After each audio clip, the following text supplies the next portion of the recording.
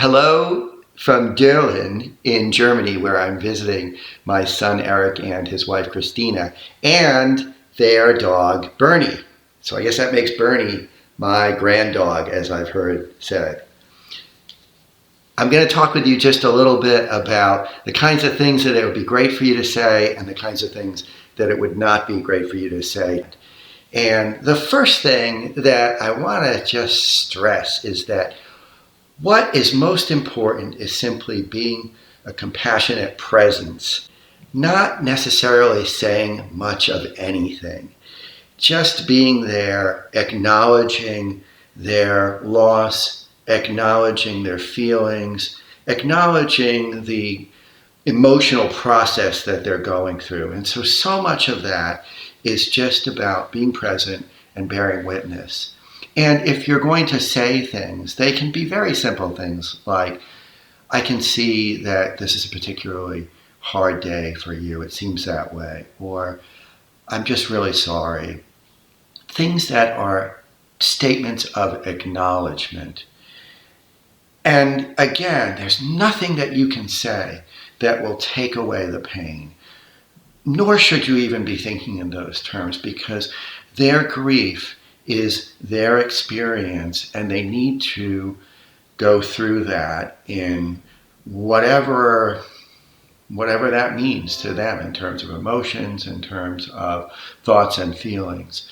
Your presence, your compassionate bearing witness to their journey is what's very, very helpful to them. You can say things like, would you like me to hold your hand? You can say things like, would you like me to get you a glass of water? You can say things that are offerings of measures of support that may feel comfortable and helpful and soothing.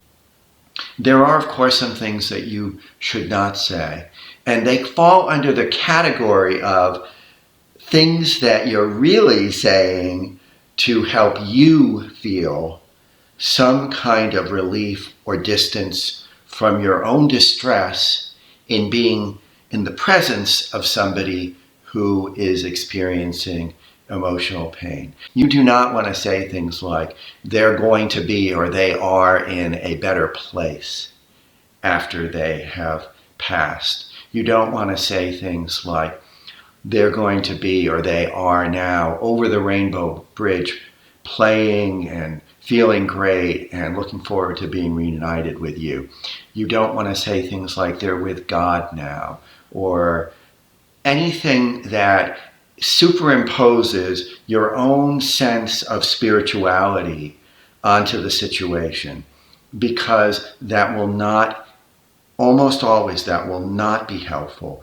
It will be experienced in one way or another as a dismissal of your client's own experience.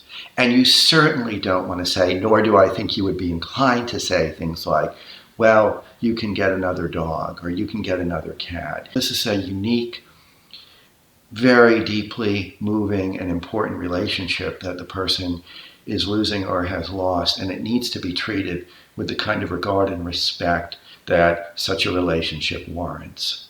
So those are some of the ideas to keep in mind when it comes to what to say, what not to say, remembering that what's most important is your caring, compassionate presence, bearing witness to what they're experiencing in a way that is fully present and connected to them so that they are less alone in what they're experiencing.